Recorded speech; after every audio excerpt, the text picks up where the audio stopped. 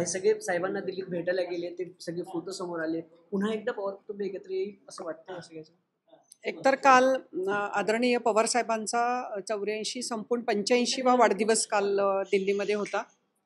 त्यामुळे हा एक कौटुंबिक प्रसंग आहे आणि कौटुंबिक हे आहे. त्यामुळे वाढदिवसाच्या निमित्तानं अजितदादा असतील, रोहित असेल, सुनेत्रा वहिनी असतील, पार्थ आणि जय असेल, हे सगळे त्यांना भेटण्यासाठी आणि त्यांना नमस्कार करण्यासाठी, शुभेच्छा देण्यासाठी गेले होते. मला वाटत नाही त्याच्यामध्ये काही राजकीय कारण असू शकेल तसं. काही कार्यकर्त्यांची भावना आहे की कार्यकर्ते म्हणतात आता दोघी पवारांनी एकत्र आलं पाहिजे, पक्षाने एक असलं पाहिजे, 2 राष्ट्रवादीपेक्षा एकच राष्ट्रवादी असली पाहिजे, अशी कार्यकर्त्यांची भावना या निमित्ताने पुन्हा एकदा समोर येते.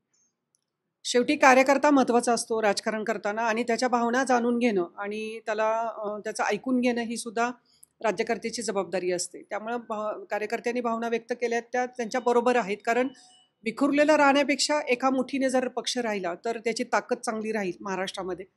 त्यामुळं मी कार्यकर्त्यांच्या भावनांचा आदर करते की त्यांनी ह्या भावना दादा किंवा साहेबांना